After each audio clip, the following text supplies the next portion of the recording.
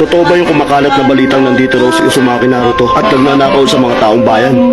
Oo, tama yung narinig ko. Ayon din sa balita, marami na siyang nabiktima. Sa laki niyang yun, madami talagang matatakot sa kanya. Ang pinagtataka ko lang, bakit kailangan pa dumayo ni Naruto rito para magnakaw? At saka yung di ba'y tinuturing siyang bayani ng bayan ng Konoha?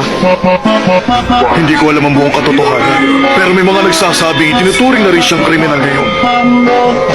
Siguro napakabigat na nagawa niyang krimen.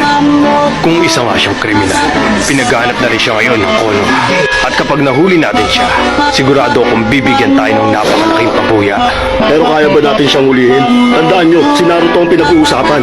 Huwag kang maduwag. Dahil sa pagkakaalam ko, hindi nakapasa sa Chunin exam si Naruto. Sa madaling salita, kalokohan ang pagiging bayani niya. Naiintindihan ko na.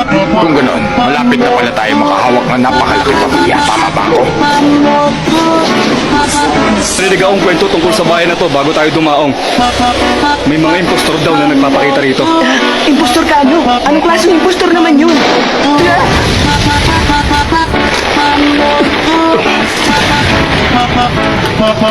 Hoy, hoy, hoy, hoy!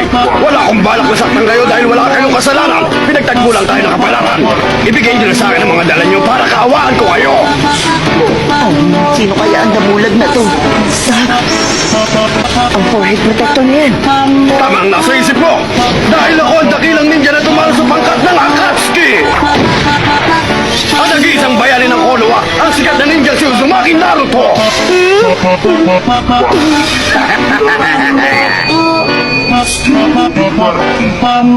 Mukhang siya yung tinutukoy ng mga tao.